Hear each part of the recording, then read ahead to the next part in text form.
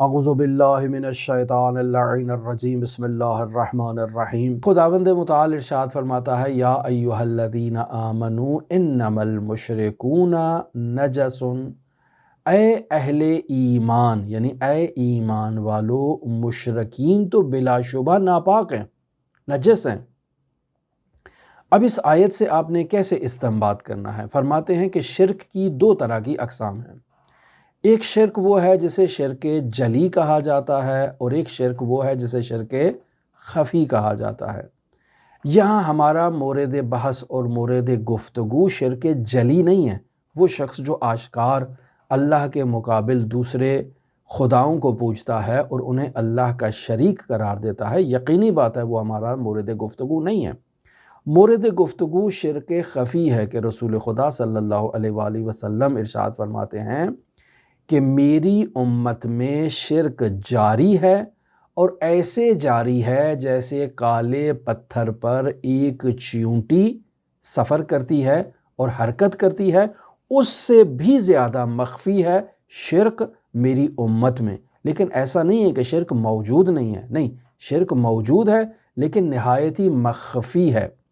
اب یہاں مرحوم فیض کاشانی رحمۃ اللہ علیہ کی کتاب الوافی جلد نمبر 8 ہے، اور صفحہ نمبر 1084 سے رسول خدا صلی اللہ علیہ وآلہ وسلم کی حدیث کو نیچے حاشیے میں بیان کیا گیا ہے۔ در واقع یہ جو بیان کیا رسول خدا کی حدیث شرک سے متعلق، یہ در واقع دو انداز میں بیان ہوئی ہے۔ مثلا ایک عبارت یہ ہے کہ الشرک اخفی فی ہذہ الامہ من دبیب النملۃ السوداء علی الصخرۃ السماء فی لیلۃ الظماء، یعنی اس امت میں شرک جو ہے وہ ایک چیونٹی کے تاریک رات میں ایک سیاہ پتھر پر چلنے سے بھی زیادہ نامحسوس اور زیادہ پوشیدہ ہے۔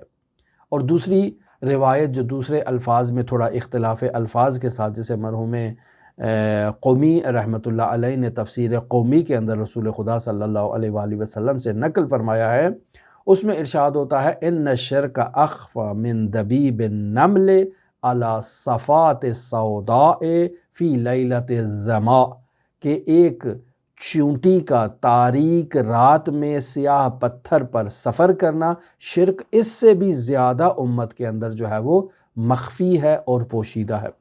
پس معلوم ہوا کہ یہاں ان دو روایات میں جس شرک کی طرف اشارہ کیا جا رہا ہے وہ شرک جلی نہیں ہے، وہ شرک خفی ہے۔ تو شرک ایک نجاست ہے، جیسے قرآن مجید کی آیت میں بیان ہوا، چاہے یہ شرک جلی ہے تو بھی نجاست ہے، اور اگر یہ شرک خفی ہے تب بھی نجاست کا مصداق ہے۔ پس جس مقدار میں بھی یہ شرک افراد کے اندر موجود ہے، ان کا وجود باطنی آلودگی میں مبتلا ہے، باطنی طور پر آلودہ ہے۔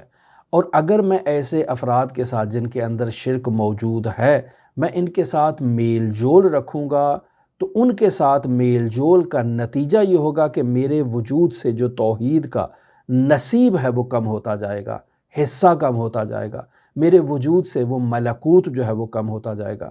میں افراد کے وجود میں پوشیدہ شرک کو نہیں پہچان سکتا ہوں۔ کیوں؟ چونکہ تاریک رات میں کالے پتھر کے اوپر ایک چیونٹی حرکت کر رہی ہے، اسے پہچاننا کسی کے توان میں نہیں ہوتا۔ بہت ہی جو ہے وہ اعلیٰ کوالٹی کے آپ لینز لگا کر اس کو مشاہدہ کریں، تبھی جا کر شاید آپ کو وہ ایک خاص قسم کی نورانیت اور روشنائی میں خاص قسم کے لینز کے ساتھ آپ کو وہ دکھائی دے گی، وگرنہ آپ اس چیونٹی کو نہیں دیکھ سکتے۔ تو مجھے کیا معلوم کہ افراد کے وجود میں اور باطن میں کیا چیزیں موجود ہیں، کیا چیزیں جو ہے وہ اللہ سے کس کس انداز میں وہ شرک کر رہے ہیں، یہ چیزیں تو مجھے معلوم نہیں ہیں۔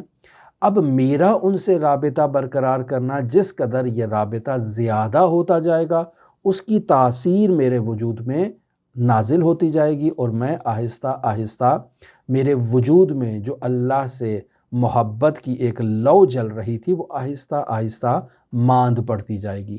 میرے وجود میں جو توحید کی ایک نورانیت تھی وہ آہستہ آہستہ ختم ہوتی جائے گی۔ لہٰذا وہ افراد جو مقام طہارت پر فائز نہیں ہیں، یعنی جنہوں نے اپنی زندگی جو ہے وہ آلودگی میں بسر کی ہے، یا اگر ان کی وہ آلودگی نہایت ہی مخفی ہے، یعنی الظاہر متشرع ہیں، ایسے افراد کے ساتھ رابطہ برقرار کرنا میری نورانیت میں جو ہے وہ کمی کا باعث بنے گا۔ لہٰذا سالک اللہ کو اپنی زندگی میں ایک بہت بڑا حصہ غربت میں بسر کرنا ہے، یعنی صرف اور صرف اپنی شرعی ضرورت اور مقدار کے مطابق اسے یہ اجازت ہے کہ وہ دوسروں سے رابطہ قائم کرے۔ جیسے ہمارے انبیاء کرام علیہم الصلاۃ نے اپنی زندگی میں لوگوں سے رابطہ قائم کیا، یعنی لوگوں سے رابطے میں تھے لیکن لوگوں کی طرح نہیں تھے، لوگوں سے جو ہے وہ خود کی طہارت کو محفوظ رکھتے تھے۔ لہٰذا وہ افراد جو ابھی طہارت کے مقام پر فائز نہیں ہیں، ان سے رابطہ برقرار کرنا انسان کو اپنے ہدف اور مقصد سے دور کر دے گا، یا انسان کو متوقف کر دے گا، اور انسان کو علم بھی نہیں ہوگا کہ میں اپنے ہدف سے دور ہو چکا ہوں یا اپنے مقصد پر متوقف ہو چکا ہوں۔